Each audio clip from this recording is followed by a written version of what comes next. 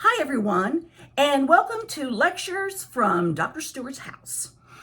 Today, we're going to talk a little bit about Sigmund Freud and what he has to say about individuals and civilization. Now, remember we talked previously about how World War I was such an immense and terrifying experience that it rattled everything we thought we knew. For instance, the traditional view of humans was, I'm reasonable and self-aware. that's right. We thought people were reasonable and self-aware. But what Freud said is, no, you're not just one entity, like this man or Adrian, but instead, we're actually divided into three parts. Our minds are. We have an ego, that's our conscious self. But then there's the subconscious. We have the superego, which is the part of your subconscious that is a moral center. It says, come on, man, don't rob the bank. That's not a nice thing to do. But even more frightening, deep in the subconscious is the id. Now, the id is where everything gets crazy. The id is like a toddler out of control, right? He says our subconscious has certain instincts and drives, and that's what we want in life. If you've ever seen kids playing at a daycare center, for instance, if one kid wants another kid's toy, they just grab it. And then that kid punches the other one in the face, right?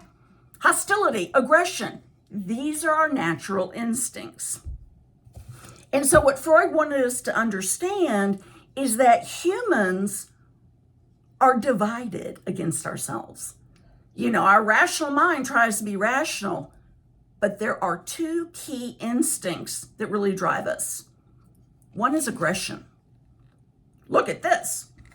It's actually a replica of a Civil War gun. It's giant. I want to be aggressive. But the other instinct is sexual. Look, pretty. I think she's sexy, says the basic person. So basically, sexy and hostility. That's what drives us. Now, I'll make sure I've got all of this from. The problem is, if we just were left to our natural instincts, we would be having sex with anyone we wanted to. Hey, there's my neighbor's wife. I don't care, right? And we'd be killing people in traffic all the time. Road rage would be deadly, right?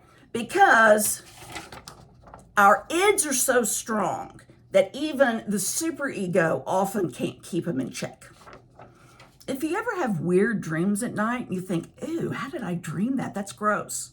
That's your id. We'll talk more about that later. Okay, so I'm looking at page 386 in our book. And what he says is, you know, we always thought that civilization was a great thing, that people wanted to bond together in nice little organizations. But he said, no, that's not reality. If you look at the bottom of 386, here, I'll bring my book up. He says reality shows us that civilization is not content with the ties that bind us in community. Civilization tries to bind us all together. Hey, we're one big happy family. But instead, we are instinctually avoiding that. Civilization does everything it can to convince us that communities are good. Now let's take a step backward for just a second. What am I talking about when I'm talking about civilization? Moment. So, the anthropological definition of civilization is basically this: a large number of people living in groups or cities who are socially stratified and are governed by some ruling elite. We have a president, somebody else has a king, a bunch of people in a society. But it wasn't always this way. Way, way, way back when, in the, I guess the Neolithic era, right?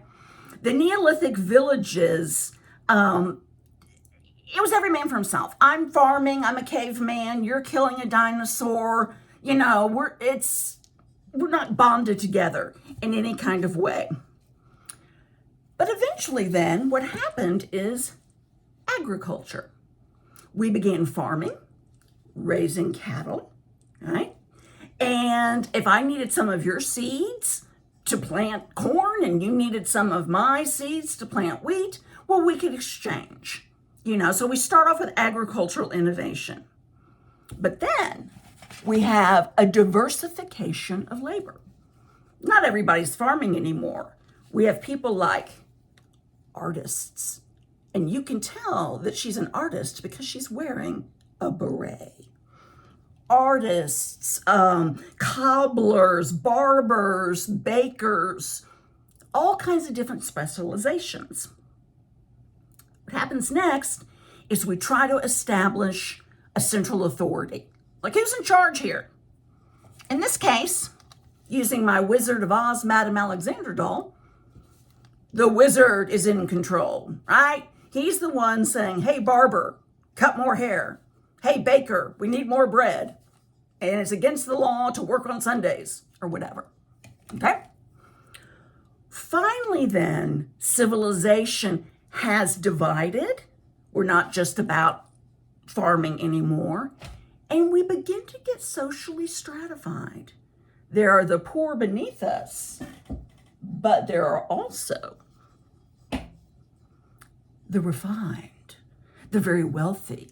And you can tell I'm refined and wealthy because I'm wearing a beautiful hat, right? We talked about this with Marx. Okay, so civilization develops. And Freud says, okay, that's fine, but here's the deal. And this is kind of Freud's main point. We have to make a trade-off, right? If we want civilization, if we want the police to stop the criminals and all that good stuff, then we have to trade off our own personal instincts that are largely unconscious in exchange for safety and community. And we don't like that, okay? So let's see how the book lays this out. I am looking at page 386 at the very bottom. For it said, well, we thought that if you're friends with everybody, that would make a community and we'd be happy. But again, no, friends fight, friends become not friends anymore, right? And the problem is, if it's nothing but aggression and sexuality, then we don't want friends.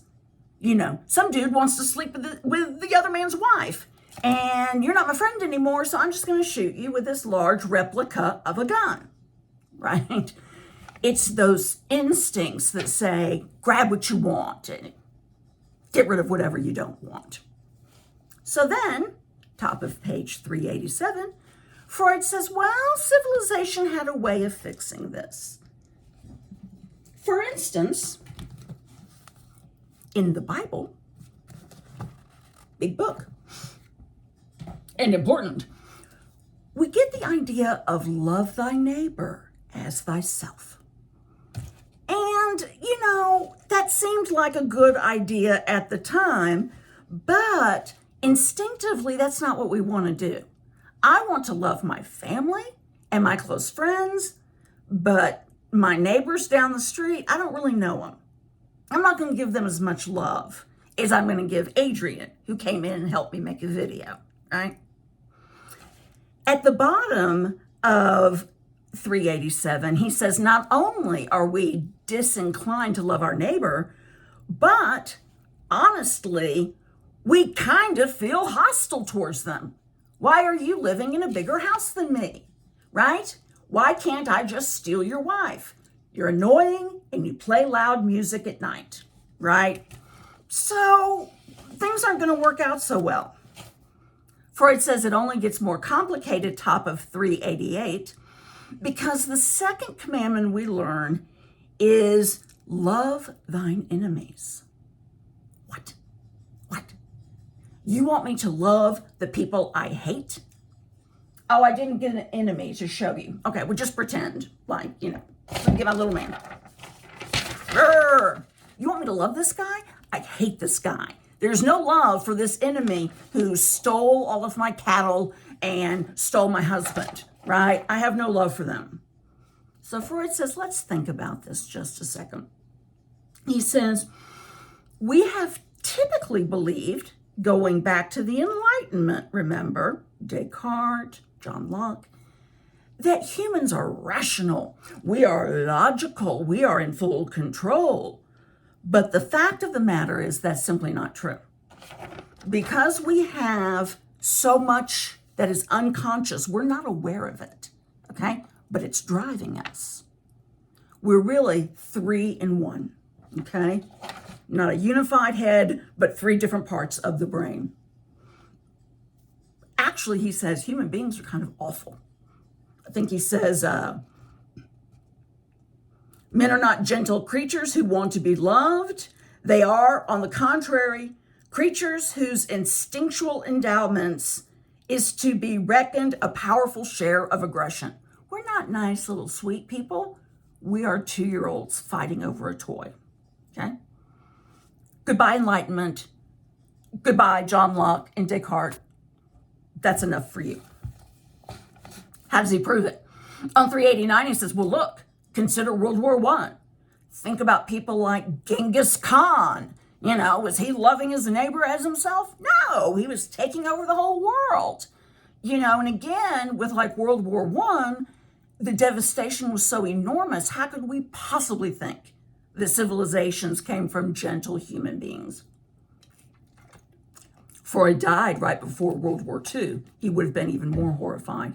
And because he was Jewish, he may not have survived. Okay, so here is the upshot, and I'm looking at page 389. Okay, middle of the page. He says, in consequence of this mutual hostility between all of us, civilized society is constantly under threat of disintegration. We're just not going to get along. The neighborhood's going to get shook up, right? It's really hard to make us be civilized. Civilization really has to use its best efforts to keep people in check, right?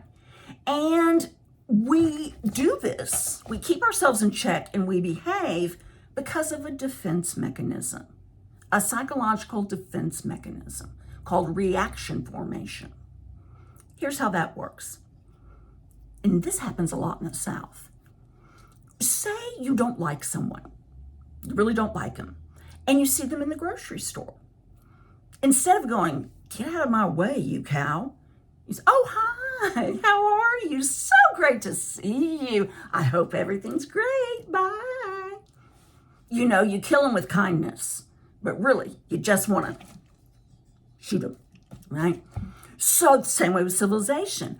We'll act kind and nice to each other, but deep in our darkest parts of our unconscious, we kind of hate each other, right? Why are you richer than me? Why are you healthier than me? Etc., etc. So it's the psychology of the reaction formation that makes us get along. Moreover, and our book doesn't talk about this, Freud says, what we have to do is repress or push back so much of our drives, our hostility, our drive for sex, and all that energy has to go somewhere, right? What are you going to do with all that energy? Well, we build tall buildings. We build bridges. We build an opera house and people sing opera. We put all that energy into building a civilization. Because again, it's a trade-off. Okay, we do need to be safe and not kill each other. So I'm just going to put all of this sex drive and hostility drive into my work, right? And yay, now we have great cities with Paris and London and Birmingham, right? But it's not what we would normally prefer if our unconscious got to call the shots. On page 390, Freud says, now let's talk about Karl Marx and communism for a second. And he says what I've already told you. Basically, no. If we abolish private property, everybody owns the same stuff. That's not going to work. Why? Because we are inherently sexually driven and hostility driven, right? So even if we all own the same property, I'm going to want to steal your husband, and you're going to want to kill me when I do, right? So he says psychologically that would never work out. And we see with current communism that for lots of reasons, in fact, it does not. Marx had an ideal, but Freud in the 20th century said, no, the ideals shatter, the illusions shatter, as we talked about. Okay, moving towards the end, he says, well, what is it that bonds a community, other than we want to be safe? And he says, this is what we do. Humans do this all the time. We develop a common enemy. That was my cat, Juliet. We develop a common enemy. So I don't know if I like you very much, right? Mr. Oz, Wizard of Oz, I don't like you, but oh my gosh, I didn't bring my Dorothy doll. Here comes little Miss Thing who thinks she's all that. You and I can hate her. And your enemy becomes my enemy. We triangulate, We say, well, as long as we can hate something else, then we're cool with each other, right? And this happens all the time. Society constructs an other, capital O, O-T-H-E-R. You're the other. You're different. We don't like you. We are Sanford. We do not like you, Stanford. And Stanford says, we're Stanford. We've never even heard of you. But you bond together over a common enemy, and that also ties together civilization and lets us be just a little aggressive, which Freud says we always want to be, right? Okay. So at the bottom of page 391, he gives us his basic thesis statement. He first of all says in that paragraph that probably primitive people were the happiest of all, right? Cavemen, cows, right? Because they could just be aggressive. Oh, look, they could sword fight. They could have sex with everyone. Woohoo! But the problem is they all died young. You can't live like that and live past the age of, 17? Before somebody, cuts your throat. So, bottom of 391, civilized man has exchanged a portion of his possibilities of happiness for a portion of security. I'm going to give up some of my happiness, like killing the bad drivers, right? Or, stealing Brad Pitt from whoever he's dating. Okay, I won't do that. Not that I could. And instead, I get security, right? I get safety. I have police officers who aren't going to let the bad guy rob my house, right? When Attila the Hun wants to take over our community, we can fight back. We stay safe. We live longer, okay? So, in sum, civilization is a problem, according to Freud, because it diminishes the freedom of the individual. I'll say it again. Civilization diminishes our liberty and freedom. We are not free to do everything we want to do, right? We make agreements. We have honor codes when we take tests, for instance, right? We can't do all the things we want to do. And so it does limit our liberty. But on the other hand, we get to live longer. Okay. I hope I didn't talk too fast. I hope all of that made sense. If you've got questions, I will begin class on Friday going over this and answering any questions you have. And I'll tell you, I'm looking for a book. a little more about some of Freud's theories, including his theories about dreams. And I'll tell you how you can analyze any dream you've ever had. I'm a dream analyst, not because I've studied dreams, but because I've studied language and literature, because I know what metaphors are. But we'll do that on Friday. What else will we do on Friday? We're going to talk about the first section in this poem, Native Guard by Natasha Trethewey. When you look at the table of contents, very quickly, you'll see that there's section 1, there's a section 2, and then a section 3. For Friday, I want you to read the first 16 pages, okay? That's section 1. And she's going to be talking in these pages about 2 things: personal things and political things in terms of the Native Guard. I want you to look up the Native Guard. Title of the book. They were Civil War soldiers, very special ones, and I want you to know why, right? The other thing I'll tell you about this author is Natasha Trethewey was at the University of Alabama. Or was it Georgia? I'm sorry, it was University of Georgia. She was at UGA. And when she was a freshman, her mother was shot to death by her stepfather.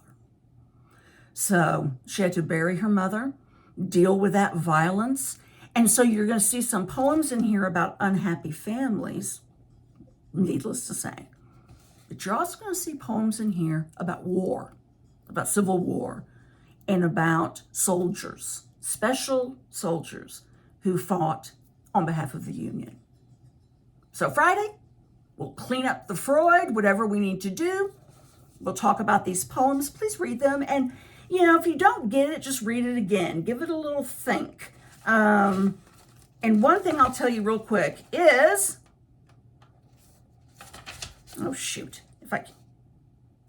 the poem Myth. Look at the poem Myth, and you'll notice it's written the same forwards and then backwards. It's really cool. Okay, thanks for tuning in to Freud from Home, and I'll see you guys on Friday. I'm looking forward to it. Bye-bye.